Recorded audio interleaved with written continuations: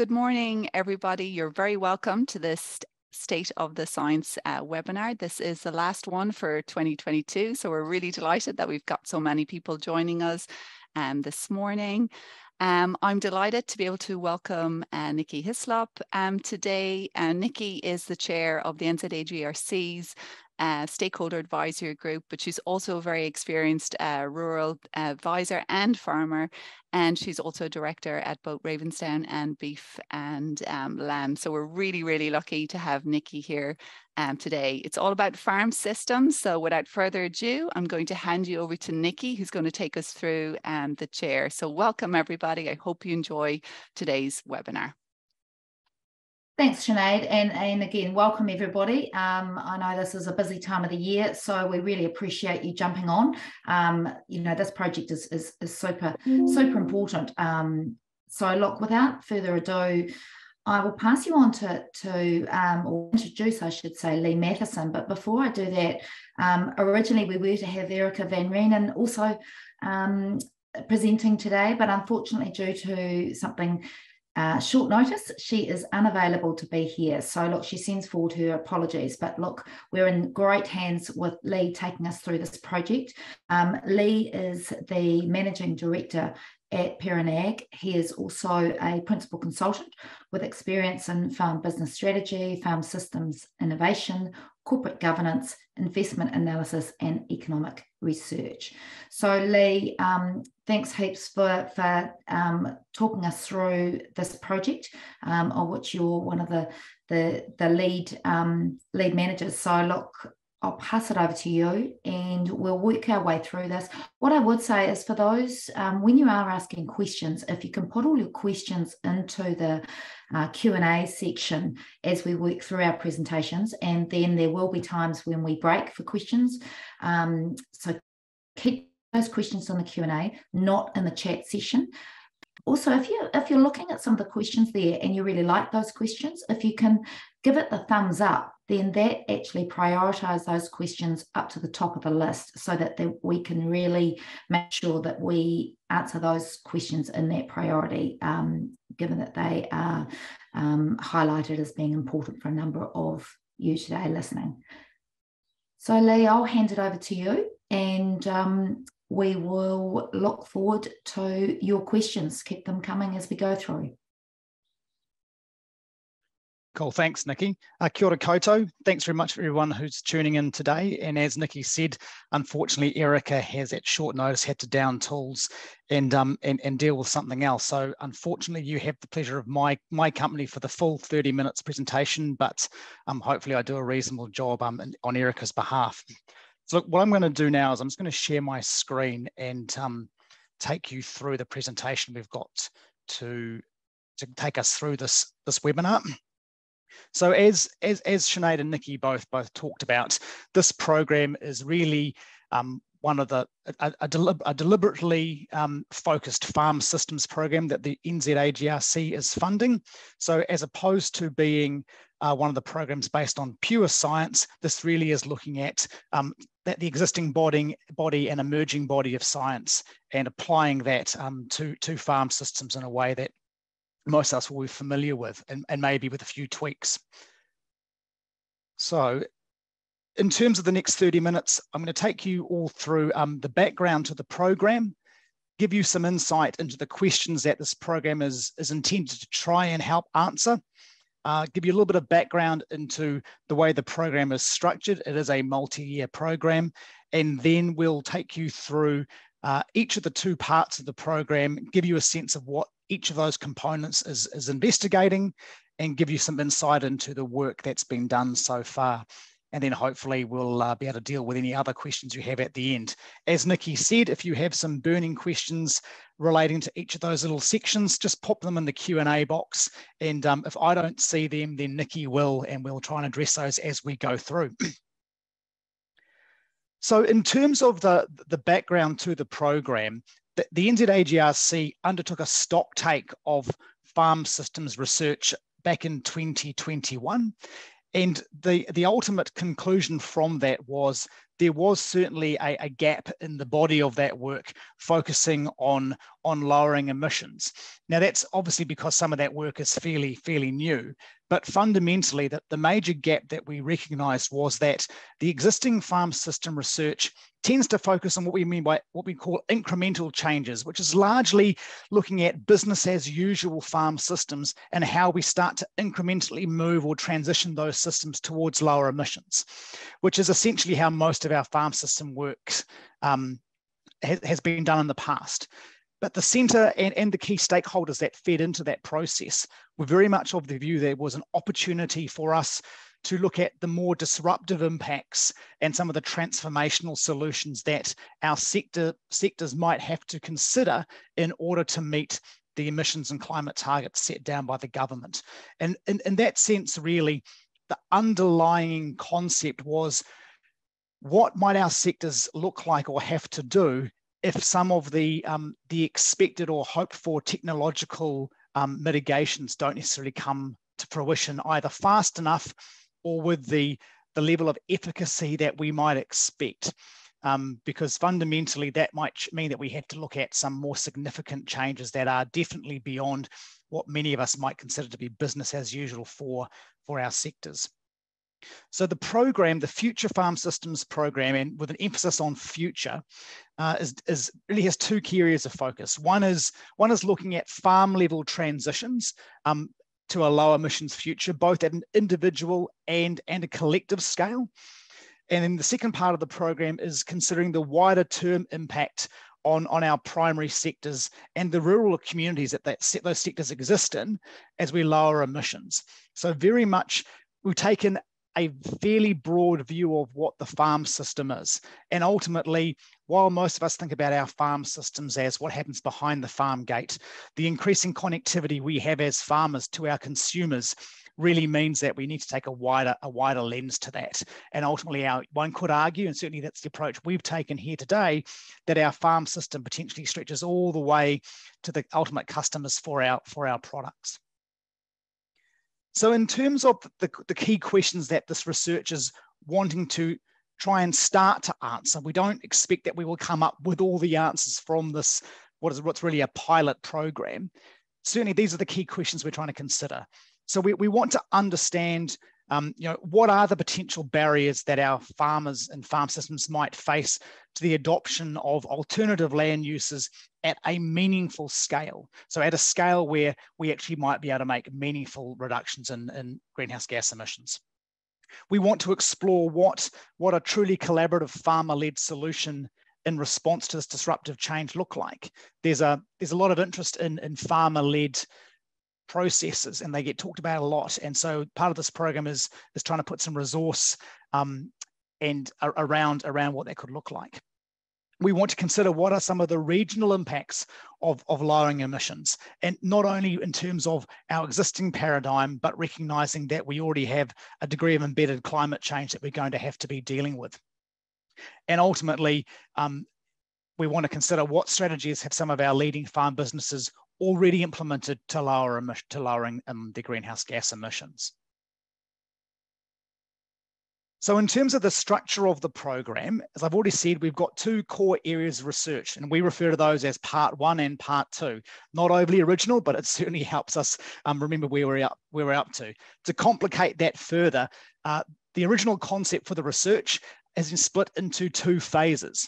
So we have part 1 and part 2 happening in conjunction with each other. And we have 2 phases to those programs. The first phase is contracted and funded to June 2023. And we're in the process of contracting and the balance of that program beyond that date. In terms of the intent of the program, we really have a core focus on looking to build on the research that others have already done in this area, and also ensure that we can make the work available to others to build on as well. We're very much focused, committed to not duplicating what others have done, and trying to make sure this program complements other work and allows others to build on it. The program in of itself does have good oversight from a multidisciplinary research panel that's led by Anita Rayford, but also includes other notable scientists and researchers in this space, including, I hope I don't leave anyone out, including Richard McDowell, Paul Edwards from Dairy NZ, Graham Dool, Dr. Tania Kingi, and others. The program is certainly ambitious in terms of what we're wanting to try and build some understanding about. And in that sense, it has been designed as a pilot. So we recognize that there is a lot of stuff we want to cover, and the time frame won't allow us to do justice to all of that. But we are hoping that by focusing on some key areas of focus and some novel approaches to this research, that others can build on that and potentially roll this out further, using this as a pilot concept. And the last point that I want to cover off before maybe we take a break for any clarifying questions is that the audience for this work is absolutely wider than just farmers or the research community. So it is a diverse program of work where we are looking at trying to provide insight that will be useful, not just for the people not just people who are on the ground implementing these changes, or researchers who want to build on this work, but also for our policymakers, for our local and regional and central governors, to make sure that actually we're thinking about the broader consequences or impacts of our sector having to move to a lower emissions future. So, okay, so we've got a question here on how will this information be shared with farmers? Great question. So, as the program moves through each of its phases, and we work and we put out and we meet the deliverables, there is a separate communications program which Laura Kearney from the centre is instrumental in delivering, and we'll be looking at how we package that information up, utilising existing channels like the Ag Matters website, but also through additional mechanisms. The other thing too is that we are working with our industry bodies. There are a number of stakeholders to this program, and as that work is being completed, we're really keen to get that out to our stakeholders and make that available for them to leverage through their existing extension programs as appropriate. So that's the nutshell of how the work is being constructed. Now I'm just going to take you through I guess the two parts of the program and give some insight into what we're currently doing and what we've currently done.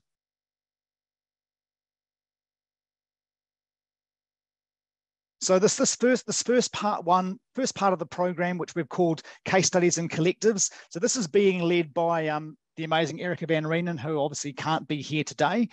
So this part of the program is very much focused on farm level research. So it has two parts. One is looking at case studies of, say, leading farmers who've already implemented change within their businesses to lower emissions, both in terms of incremental change, i.e. refinement to their farm systems, but also farmers who've maybe taken an approach to move outside farm system change into land use change or business change, but within their existing farm bundle of farm resources.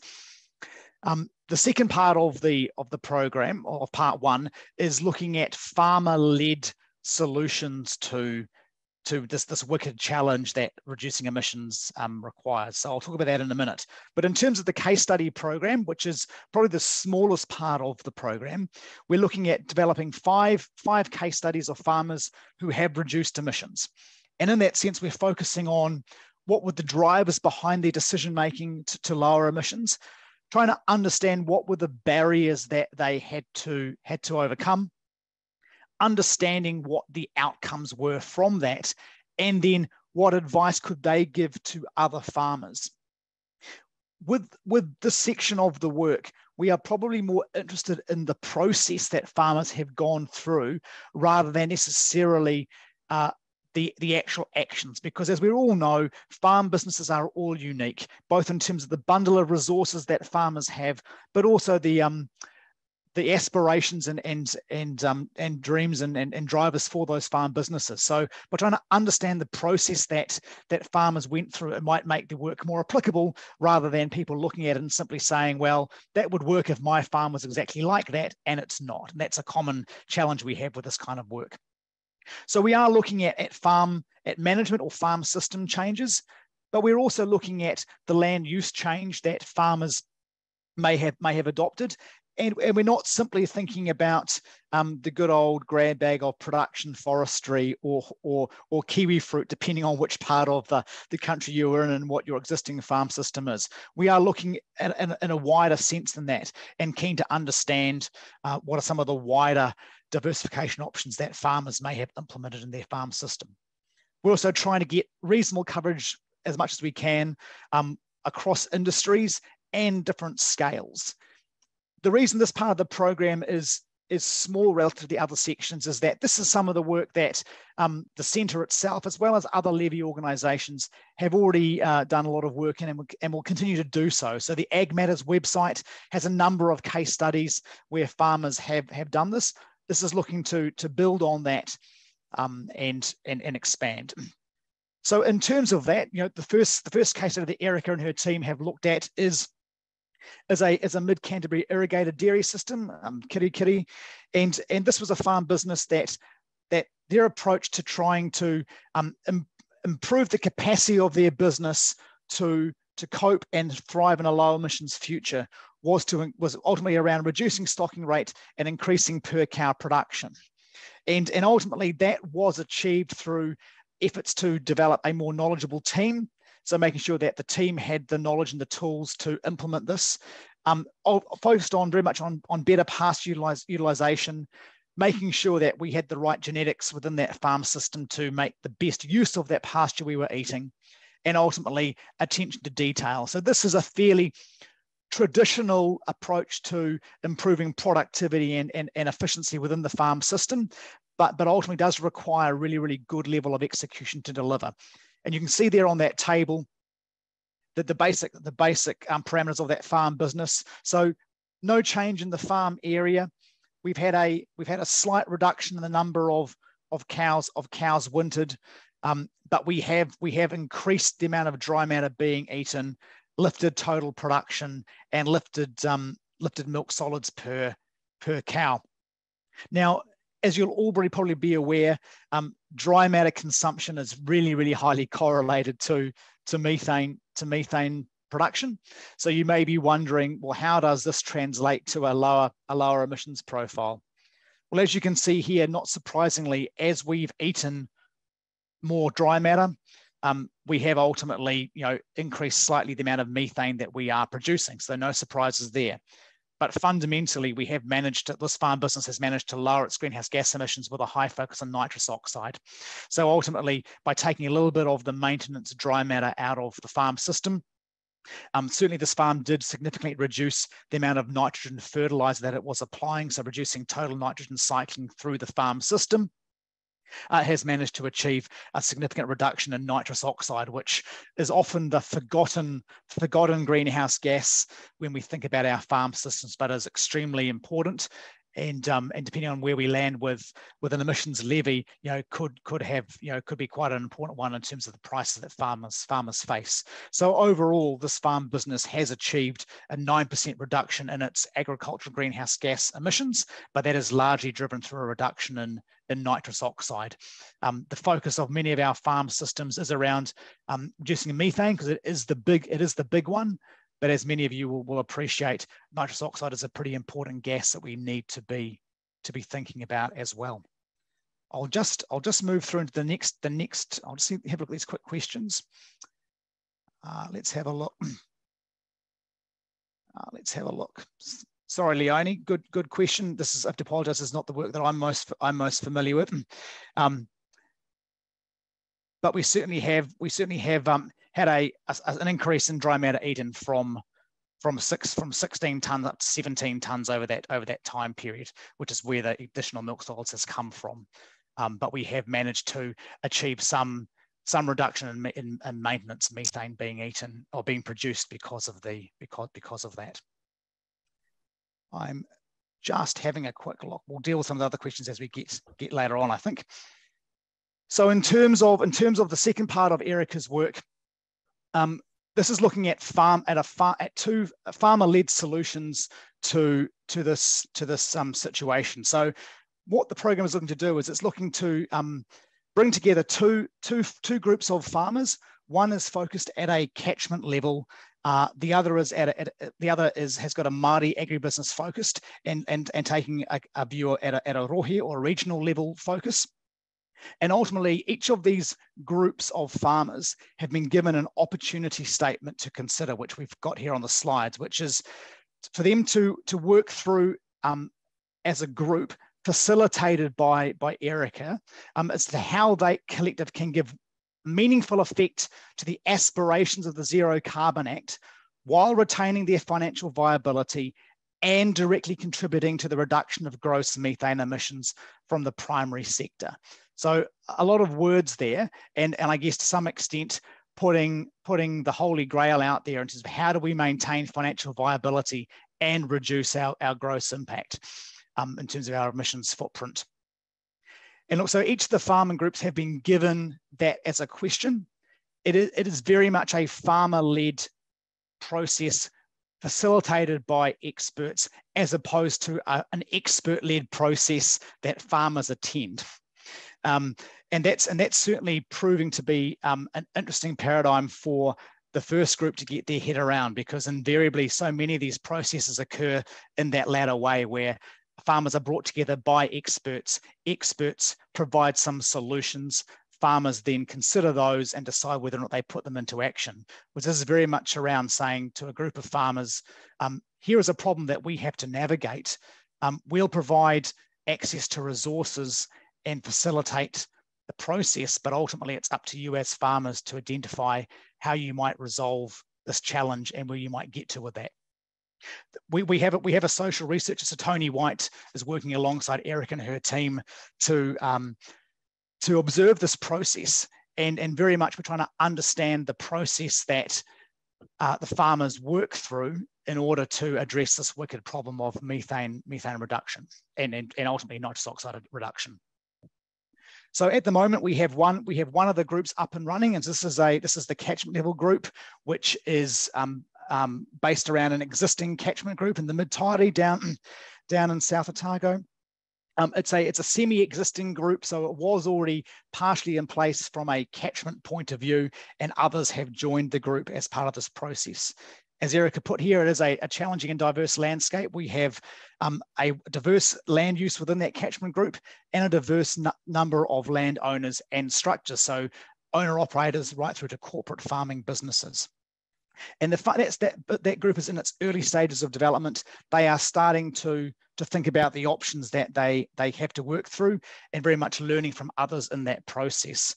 And Erica wanted me just to highlight for you that the group already is really trying to get the big, a lot of challenges and tensions within what they want to achieve. So they want to be aspirational in terms of how they think about approaching this problem, but they do have the spectre of emissions pricing bearing down on them, and they obviously still want to be not only profitable in their own right, but have a vibrant and enduring rural community. The other thing is that they are also starting to think about the opportunities both within land use or farm system change. So just what can I do within my farm system to make changes, but also what that means around land use change potentially. The other key element within this process is that we are open. Well, I guess that it's up to the farmers to identify these solutions themselves. So this could be everything from just simply looking at stuff that happens beyond their own farm gate to completely novel, innovative solutions around how they might want to, leverage off each other's opportunities, manage, collective sequestration, come up with novel agreements as to how they manage that process. So very much open to those. And in this first phase one, the intention is the groups will move forward, identify these solutions, and then they will be put to our oversight panel to then be considered and ultimately explored in phase 2 of the program.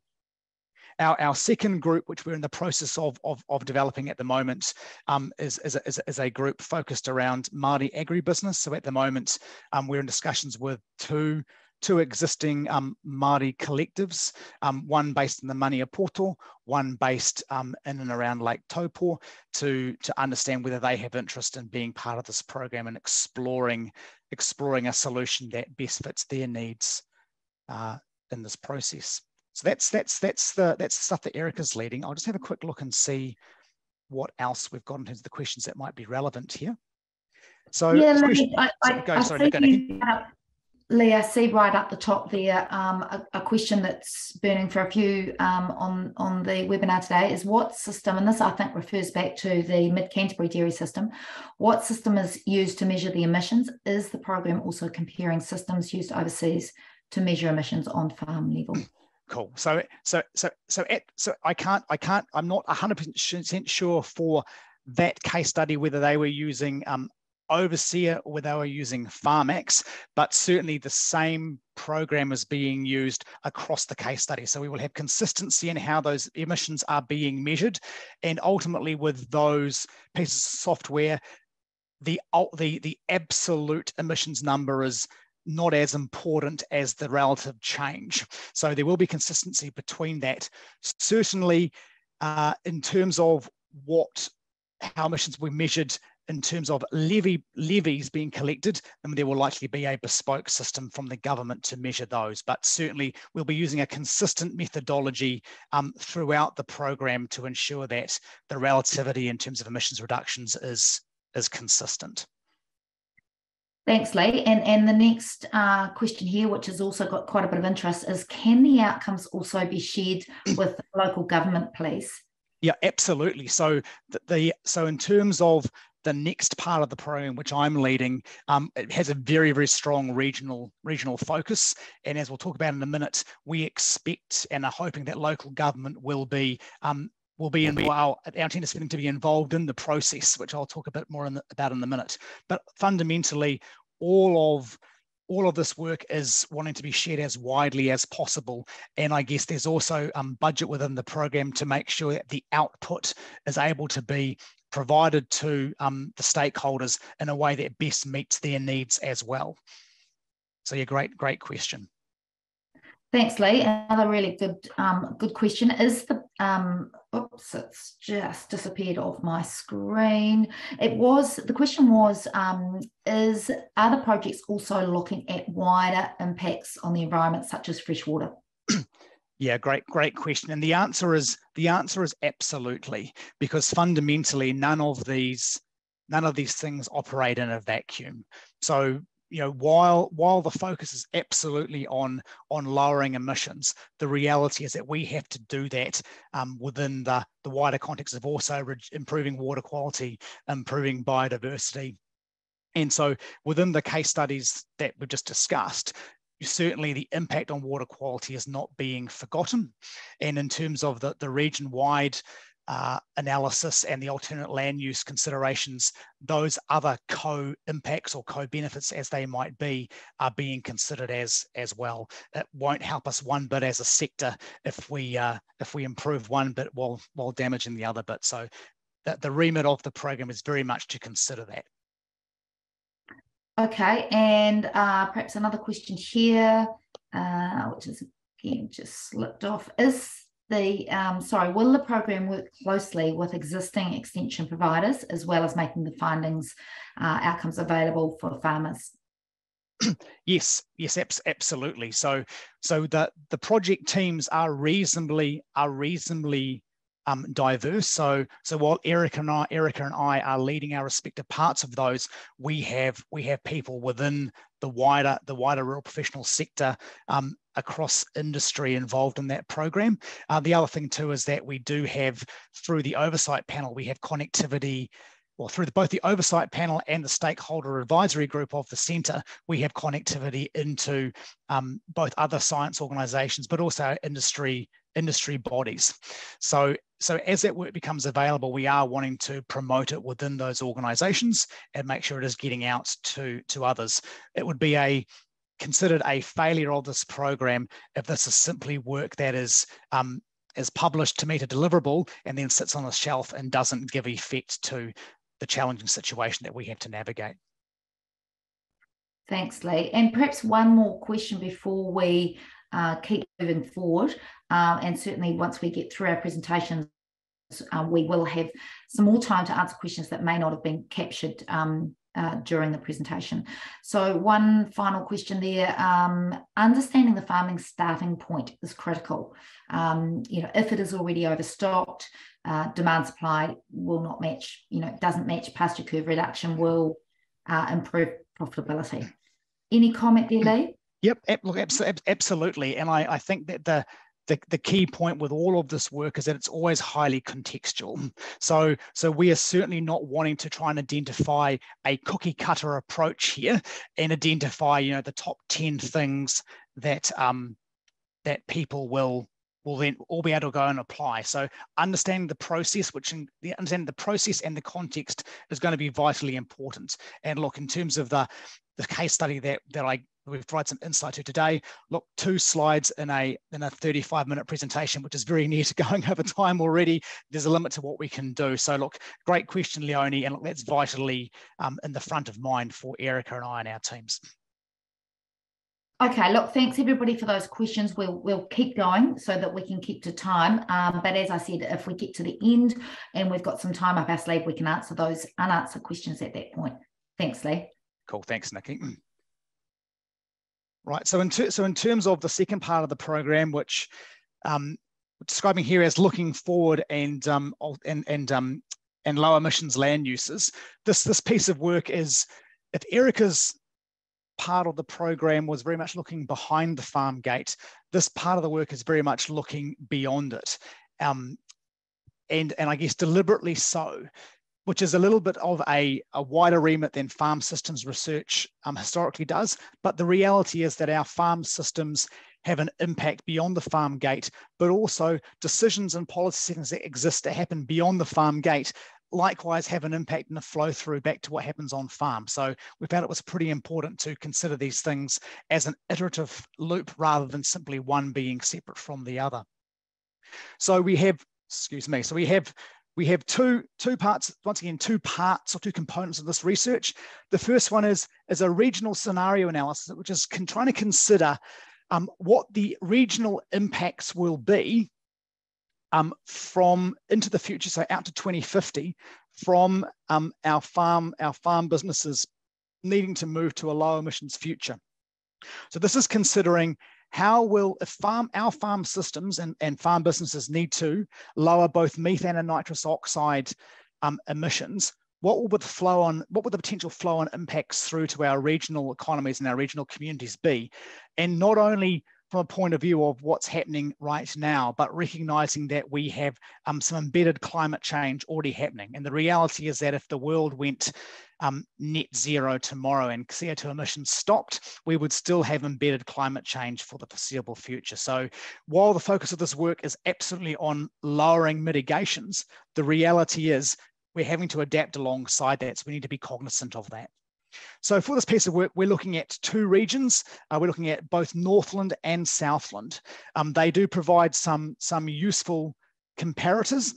They will both be impacted by climate change, we think, quite differently.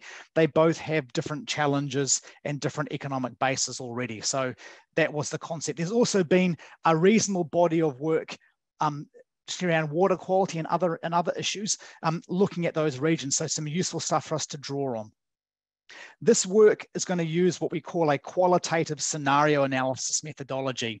So what this really means is, rather than build a whole lot of economic models and try and provide some comparative indications of what the future might look like through that process, we're trying to use existing research and literature, informed by stakeholders, to develop some plausible future scenarios that could exist, and then test those with community stakeholder groups to understand what we think might happen. So using people's intuition and knowledge to develop insights into possible futures in a way that a general equilibrium model might not necessarily do. As I say, this is an approach designed to try and deliver insights rather than necessarily metrics. That's not devaluing the importance of economic modelling, thinking about what happens in the future, but this certainly helps provide some colour around that.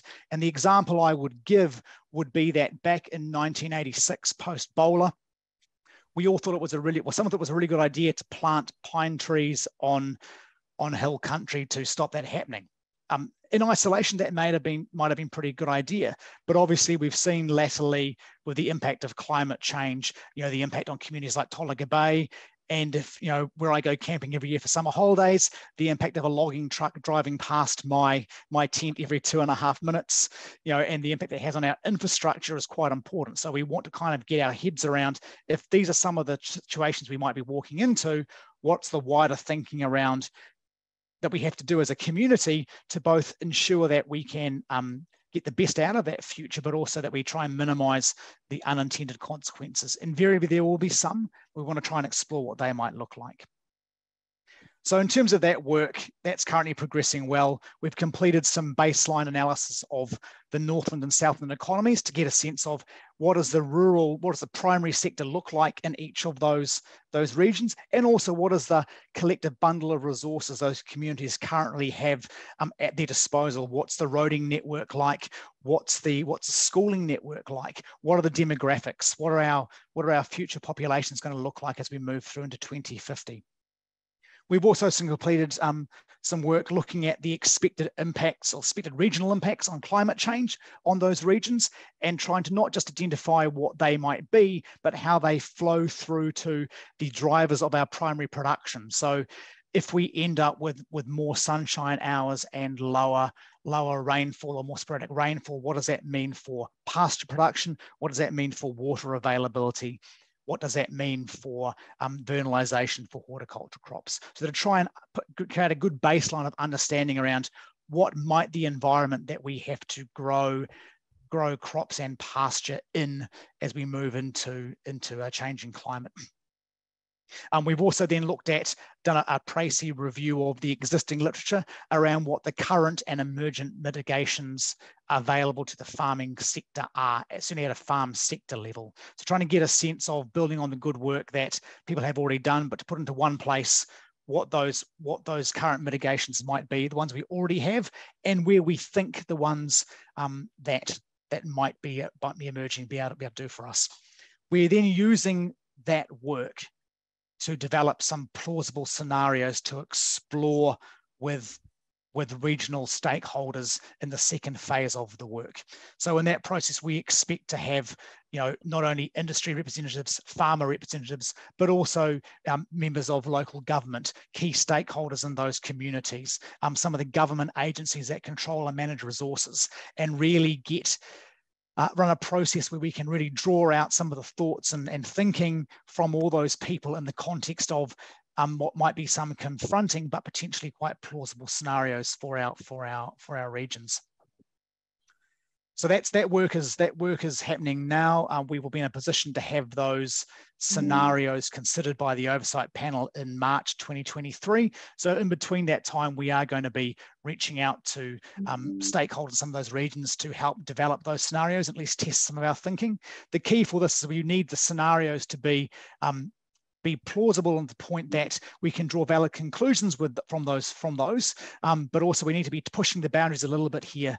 If we just consider business as usual, that's probably what we'll keep on getting. So as I said earlier on, this is really around trying to understand the what ifs if we don't get an effective and cost-effective methanogen inhibitor available through a capsule, say for our hill country and beef farms. What actually happens if we don't develop a methane vaccine of sufficient efficacy to allow us to keep on doing what we're currently doing? That's the first part of this part of the program. The second part of this component is looking at low emissions land uses.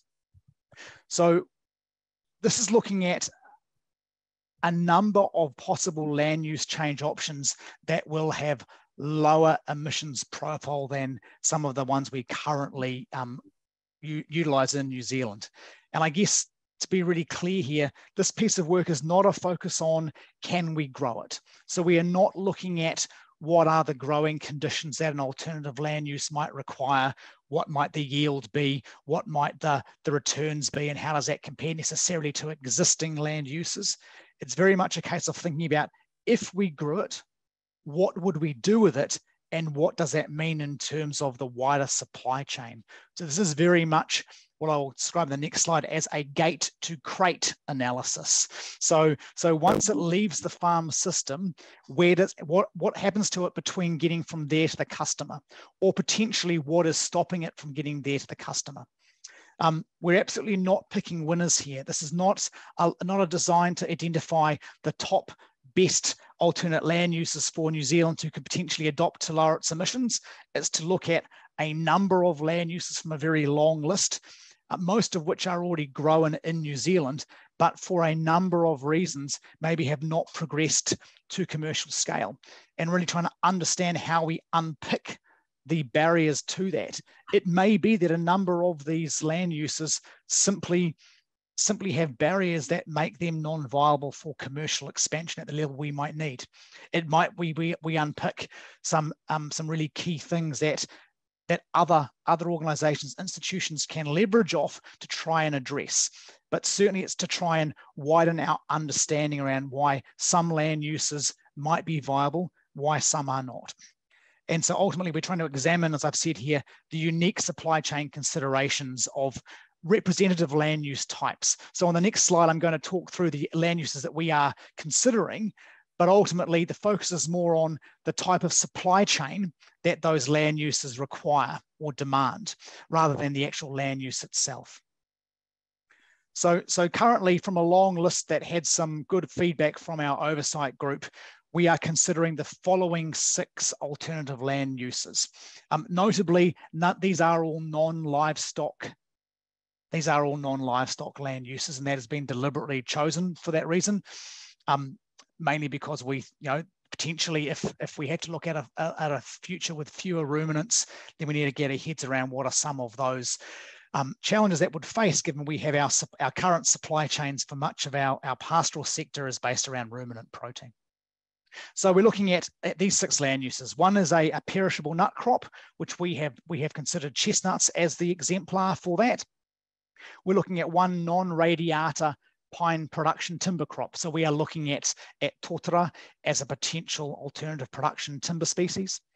We're looking at hemp as an example of a novel or an emergent arable crop which has diverse product streams. So with hemp, from an industrial hemp point of view, we're not going in medicinal cannabis this time, but from an industrial hemp point of view, we have a seed that produces oil and potentially protein. We also have fiber that could be used in downstream uses. And we're looking at a crop with domestic food security implications. So milling wheat has been the crop selected there. I'm going to give you some insight into how our process is working with that in a minute.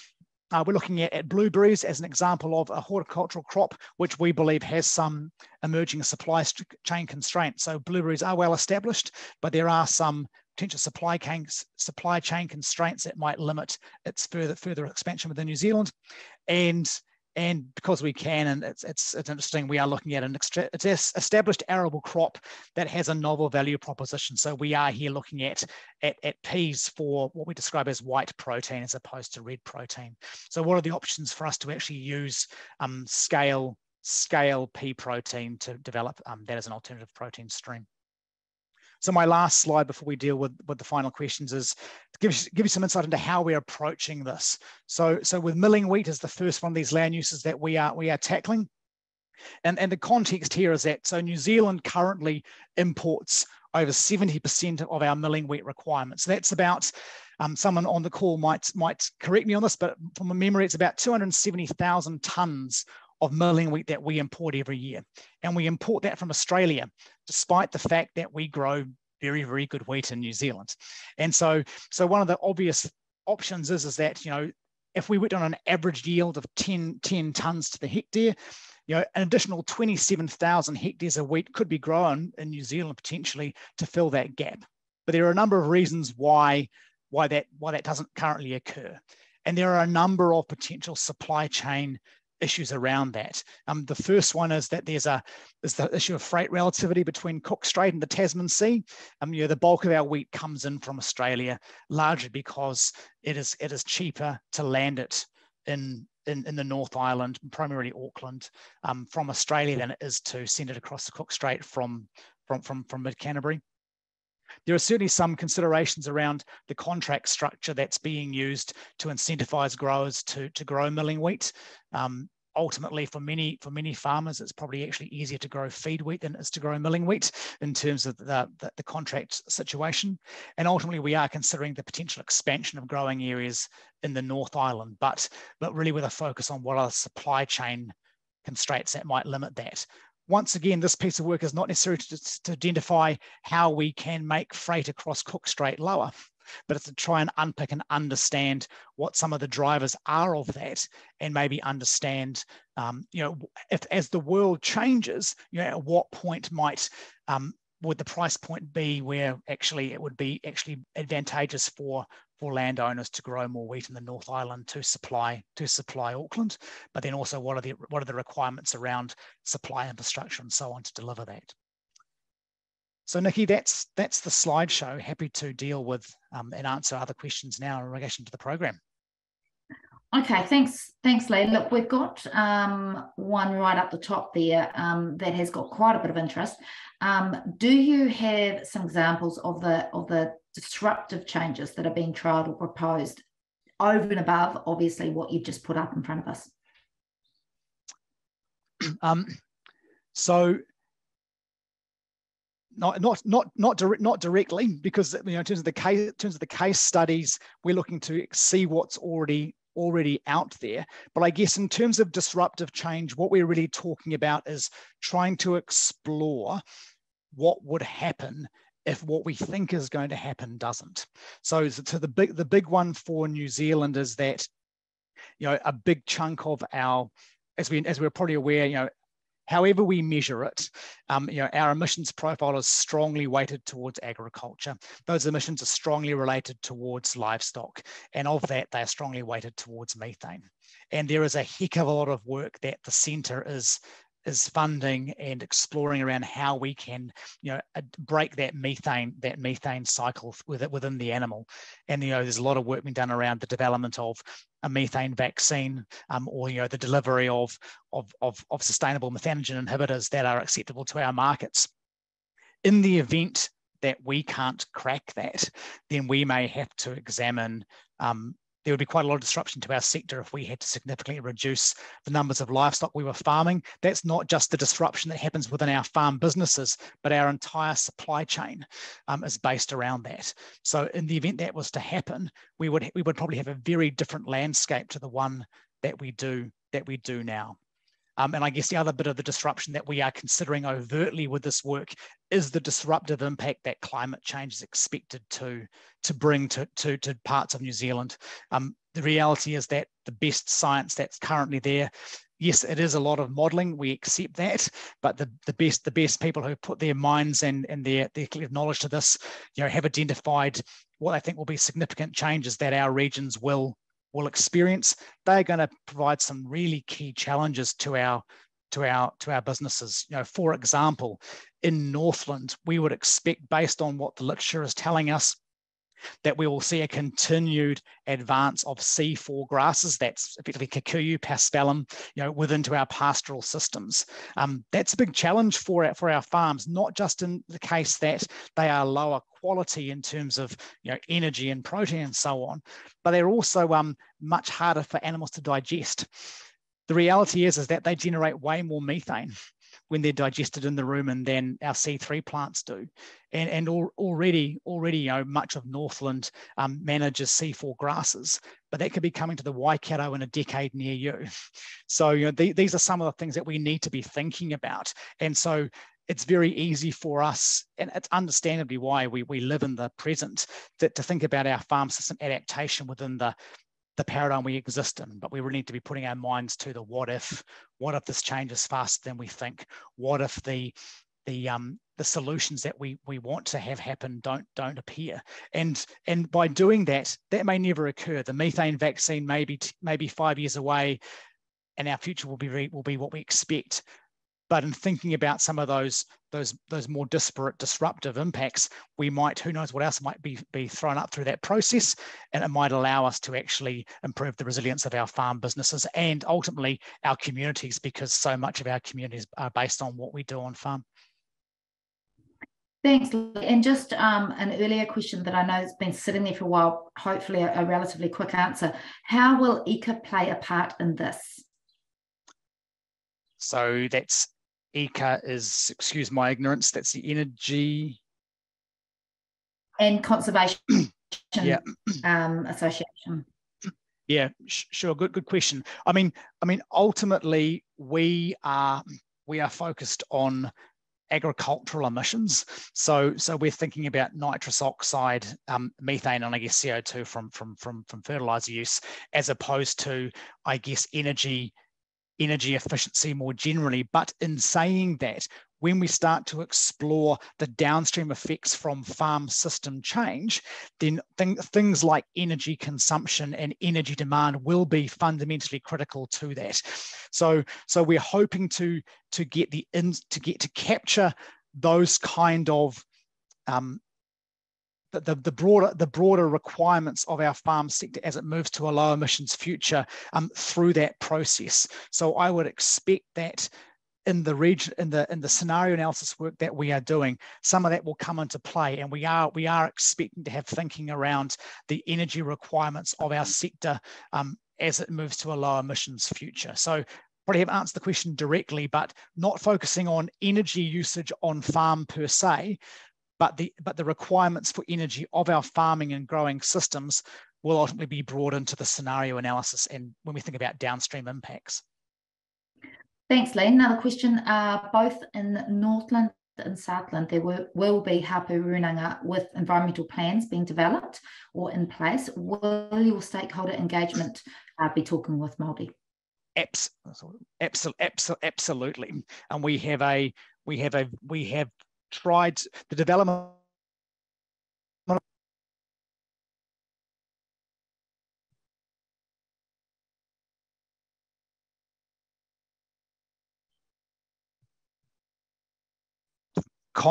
concept within the program, and yeah, absolutely could not be doing this without that insight. Thanks, Lee. Is there a report available that details what has been done to date?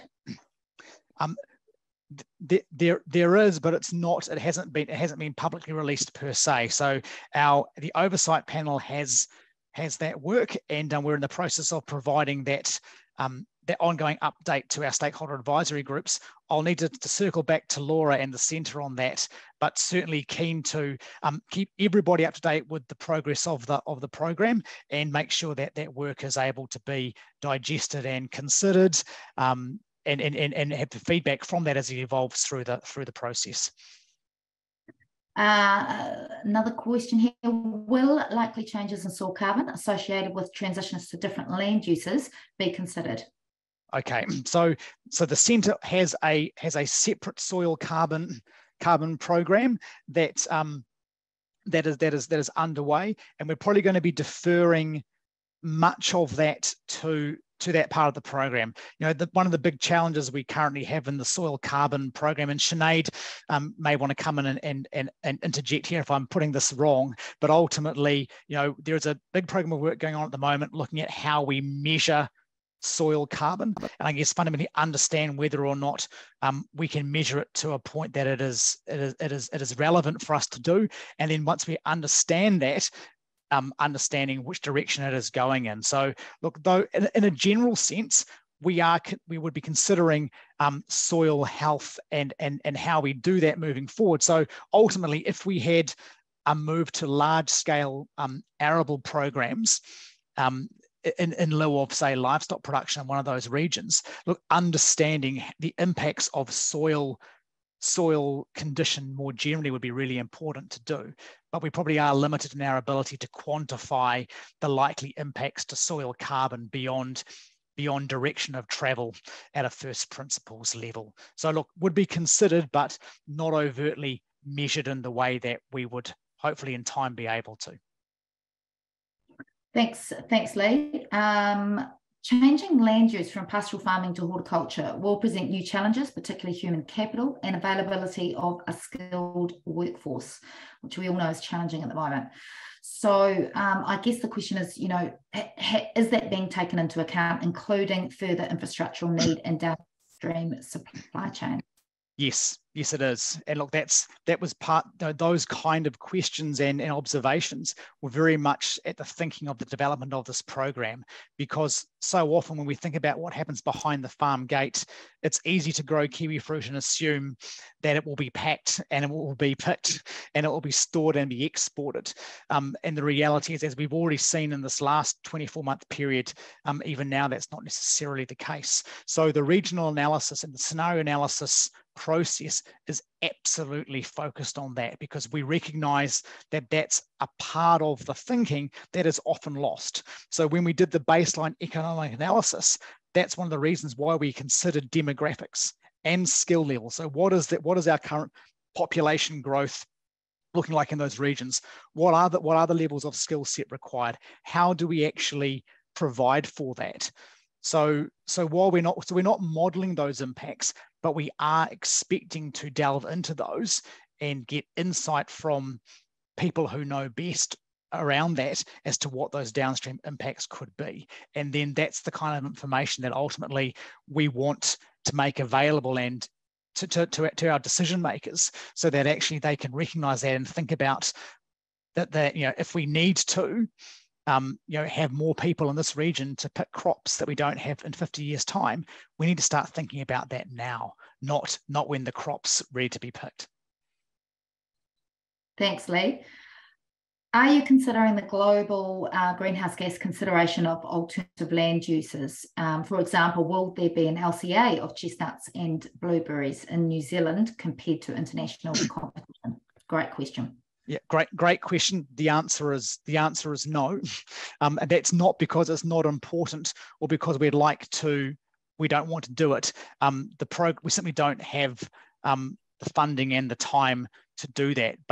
But fundamentally, those kind of insights and gaps in the program will be highlighted. And I guess we're really hopeful that if people see value in that, the centre or other organisations might build on this work to deliver that kind of stuff. Because fundamentally, if we're going to be selling something, we're going to have to be able to speak to its attributes in the market. And whoever asked that question, I haven't got the box up, that's going to be really, really important. So great question, something for the centre and other organisations to think about whether that's worth funding.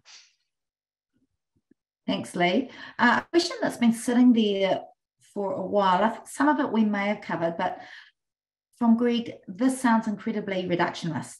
Are all the other interconnected issues, such as future energy availability and price, future availability of finite resources, and the long supply chains required to maintain most of the inputs that we take for granted today, is that being factored in? Yep. And so look, I saw that question come up, Greg. Great question. Look, in terms of the first part of the first component of the first part, in terms of a traditional farm case study consideration, yes, that is quite reductionist. But in terms of the wider program, look, that is absolutely the stuff we want to explore. So when we're preparing these future scenarios, some of those things will become the pillars that we build the scenarios around. So we are really trying to test our thinking, both from a New Zealand context and in a wider perspective. So I'd be very confident that we are going to pick that stuff up. And in doing so, that will provide insight that often is not able to be captured through the more traditional kind of work that we might do behind the farm gate or even within the supply chain. Thanks, Lee. Look, we're just bang on time now to finish up. So look, there are some further questions there that we haven't answered, but certainly this, as we've stated earlier, there is a recording of this webinar, and we will get that up on the NZAGR website, and we will also answer those questions that haven't already been answered, so you can see those answers there too. So look, thank you very much, Lee, for stepping up and for covering off, particularly Erica's sessions. This is a really important project because it looks beyond just looking at the science that is developing to find mitigation tools. This obviously speaks very much to the wider impact of land use change and how we can work towards that to reduce our emissions. So really appreciate your work that you and Erica are doing there, Lee. Thank you very much for your presentation. Big thank you to everybody who's jumped online today. Great questions that have come forward. Again, any questions that we haven't answered, we will endeavour to do so, but really appreciate your time and contribution to a really important topic. So thank you, and we will look forward to perhaps another webinar in 2023. Happy to do so. Fantastic. Thank you, everybody.